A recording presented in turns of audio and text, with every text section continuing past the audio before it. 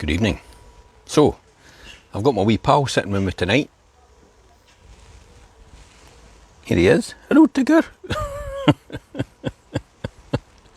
And he's going to keep me company. So, the other night I talked about starting a business, because somebody had asked me the question, how do I go about starting my own business, and what should I do, and what's the best advice? So I thought I'd take that one step further, actually, because one of the fundamental importance of business is actually understanding your numbers. I mean, Warren Buffett actually said it once. He said, accounting is the language of business. And how do you know who is winning, really, if you can't keep score? That's really what it comes down to. If you don't understand your numbers, you've no idea if you're making money or if you're not. That's the reality. So I think one of the richest guys in the world saying that is probably quite an important statement, and important to me. I'm lucky. I'm an accountant by trade. You know, numbers is my thing. But every single person needs to know their numbers in business. As I said, you cannot keep score if you do not know where you're going. It's almost like playing a game of football as well, but taking the goals away. You've no idea what you're aiming for. That's really the reality. So here goes the most important single piece of advice I can give anybody. Take a deep breath. Find your happy place.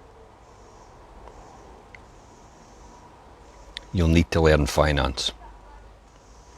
You'll need to become fluent in it. And you'll need to know accounting inside out, upside down, and back to front. That is the reality. Starting a business, that's the key thing I could give anybody advice for. It's the most important thing. And it'll go on to things like cash flow is king. Profit is, turnover's vanity, profit is sanity, and cash flow is the real king. You could be very profitable and you could run out of cash and the bank will foreclose on you straight away, and that's you out of business, even though you're making a huge profit. There is no profit until the money is in the bank. I worked in industry for a lot of years, collecting millions and millions and millions of pounds in money from contractors all the time, every day. Fought tooth and nail for it every day. And you'd be amazed at how many people just want to keep a hold of your money and they don't want to pay you. It's a real cutthroat world out there. So you need to know your numbers, and accounting is the key. People like Business Gateway will teach you. Now remember, I'm not talking about accounting really. I'm talking in the degree, but not really that in depth. You have to know your numbers inside and out in terms of bookkeeping, in terms of profit and loss and balance sheet. And I'll explain what these things are. There's no shortcuts, no fast tracks, and there's no way around this. You have to know your numbers. You need to put the time in to become an expert in small business. It's that simple. You can't tear the system down from the inside. You can't find the beauty in destruction. You can't rule the audacious high seas unless you can keep the ship on an even keel. And like it or not, your ship's keel is purely financial. That's the bottom line. That's what it comes down to. Why else are you in business? You're no business to keep yourself in a job. You're in the business to make money, to have a living, and create yourself a lifestyle. So let's talk about this and talk about the numbers and what they actually mean. Well, I mean, when it comes down to finance, you need to be a Yoda-esque grandmaster of it, really. By applying the rules before you can even consider even breaking them, you have to understand them. So here's my business glossary. What are the key fundamentals and what are things mean? I was amazed at one of the companies that I worked before it.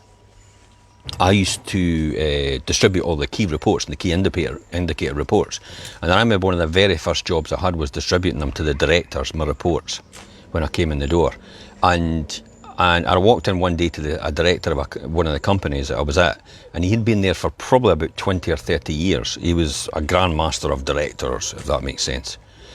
And he turned round to me one day when I actually distributed this, gave him this report, and I knew him. So he was happy to ask me this. But he'd been getting this report for about 15 years before.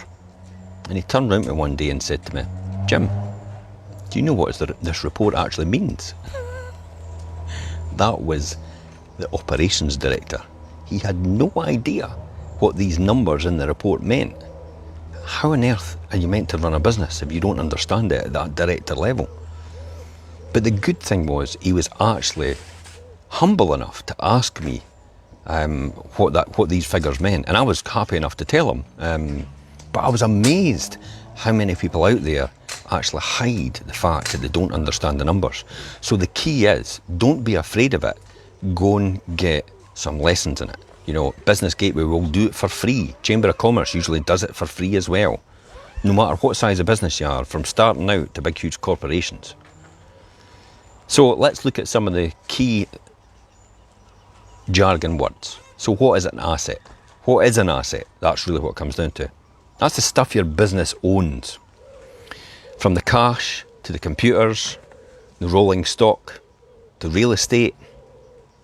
These are the things that get stripped quicker if you mess it up from your balance sheet.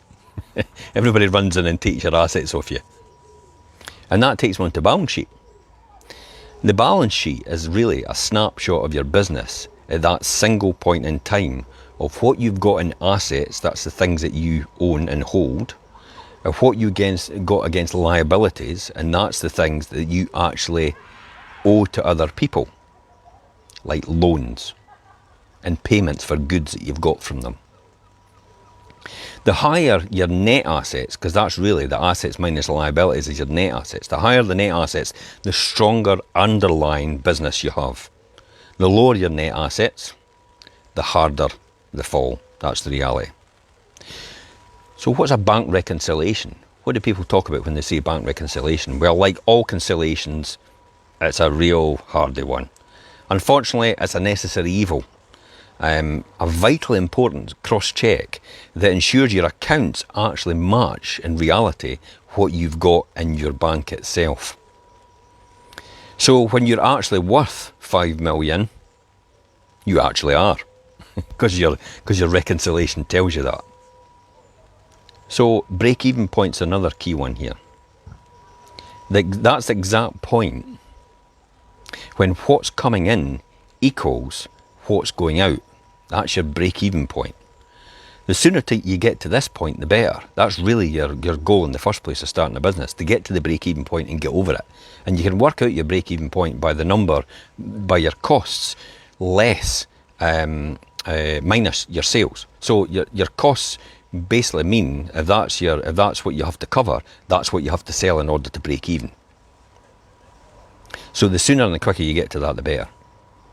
What's your cash? Well, what does cash mean actually?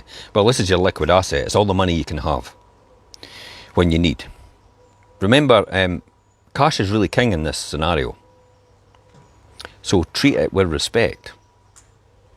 It really is important to your business. It is like the lifeblood of your actual business.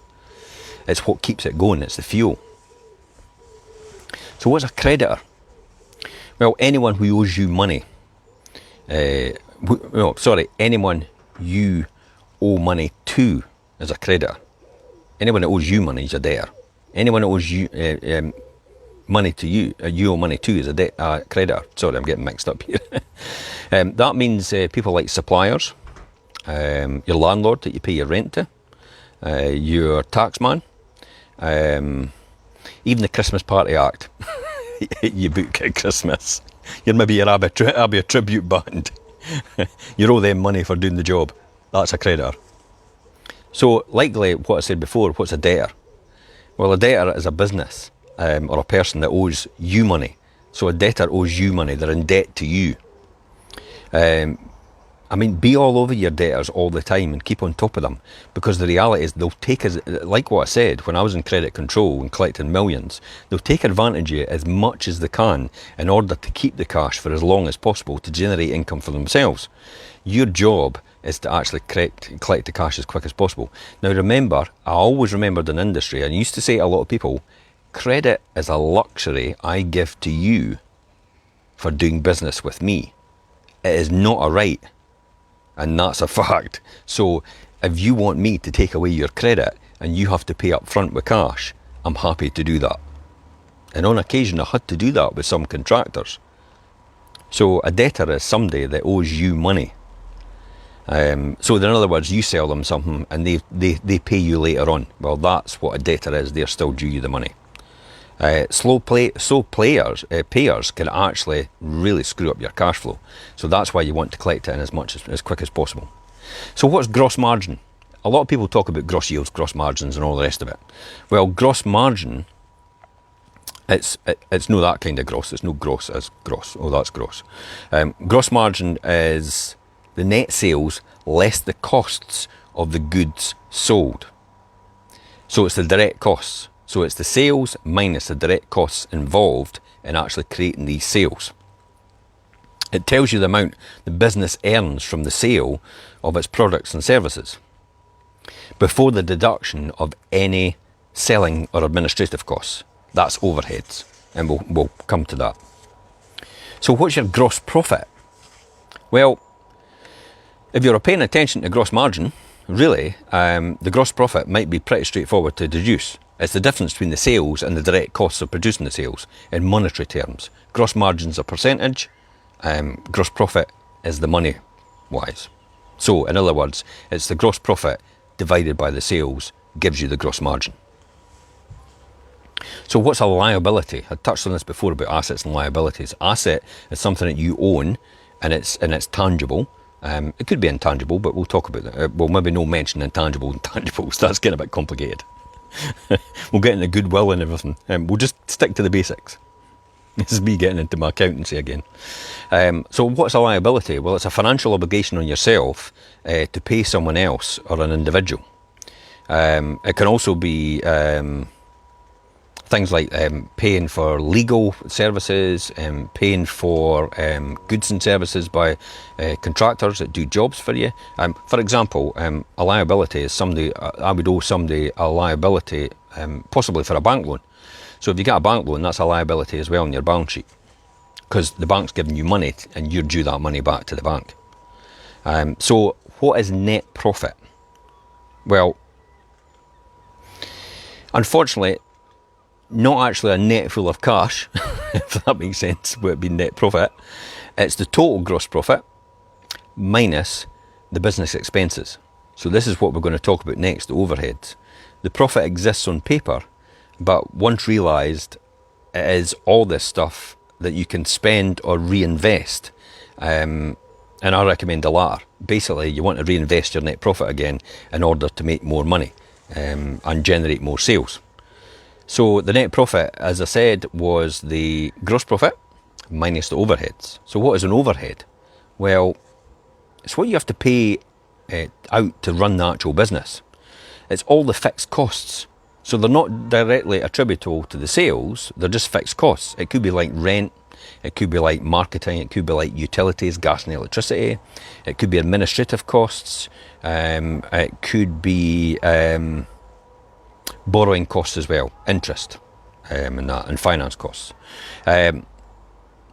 Never getting over your head and overheads, that's the reality, because overheads can sink your business overnight because they're all there, they're going to stay with you for the rest of your days. So regardless of your sales, they're not really variable to your sales. So in other words, if you make £100 of sales, you've still got to pay £2,000 in rent a month.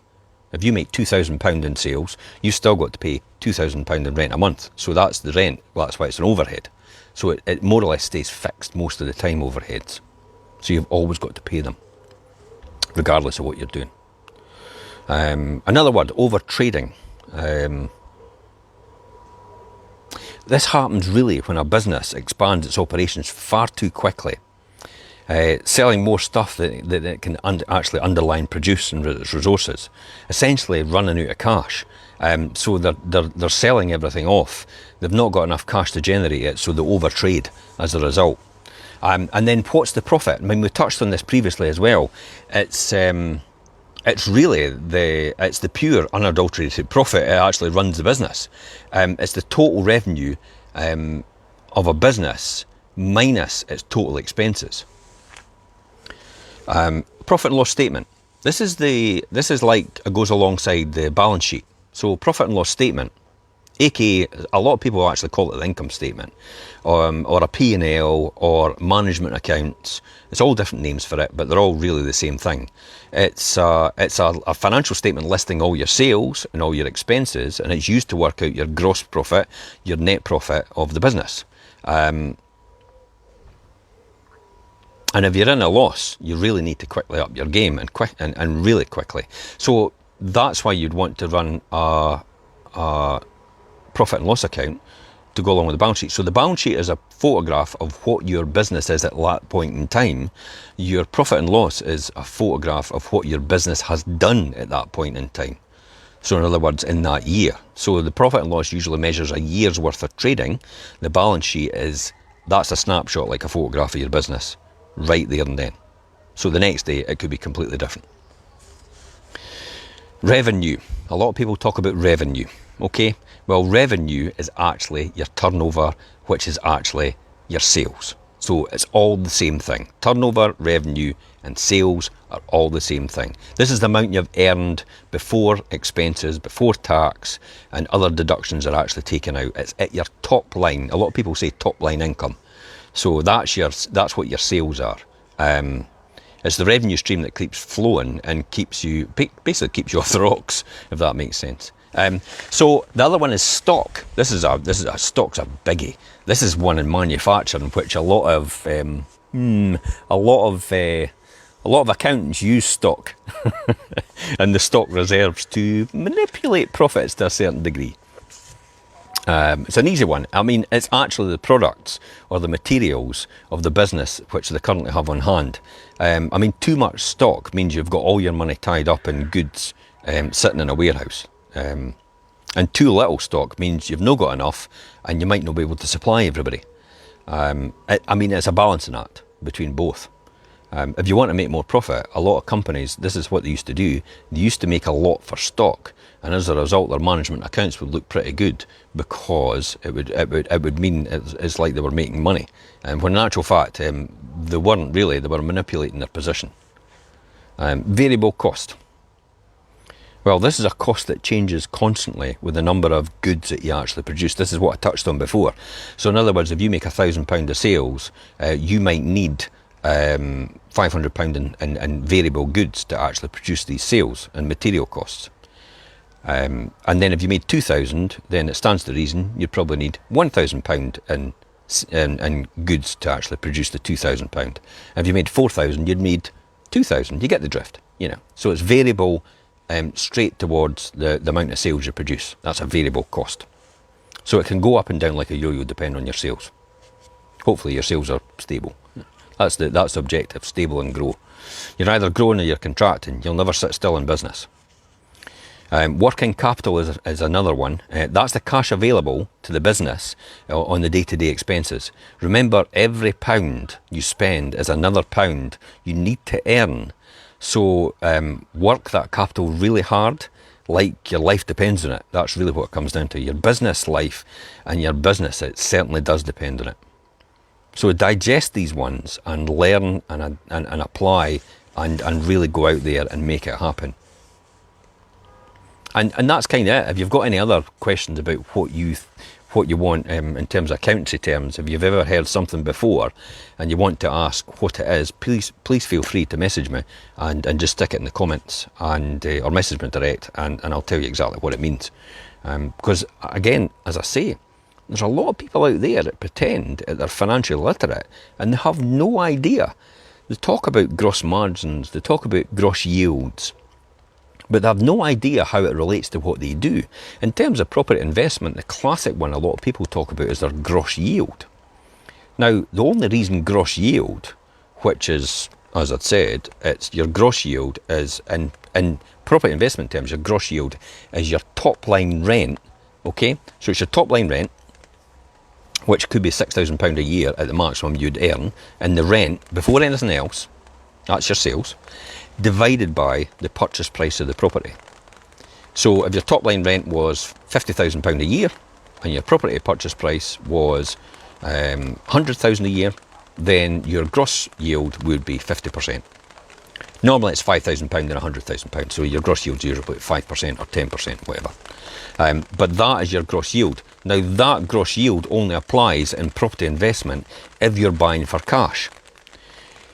Gross yield doesn't apply if you're using a mortgage, because therefore it's no longer relevant, because it's not a measure of true success. Because if you borrow money at a lower rate, this is getting complicated, and I will talk about it later on in another show. If you borrow money at a lower rate and you're actually making more money on that money in terms of gross yield, then you can leverage your income up to a higher rate.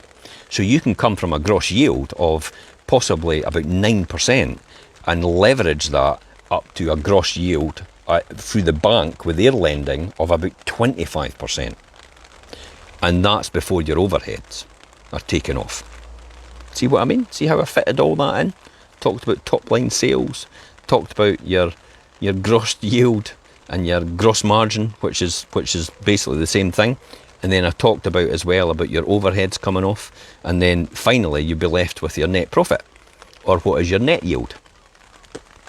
And that's when gross yield only applies when you talk about the amount of cash that you generate at the top line divided by the purchase price. And if you've got bank lending, gross yield's completely irrelevant. So that's it, guys. So if you've got any other questions, please feel free to message me direct. Otherwise, I'm away for now. Bye-bye.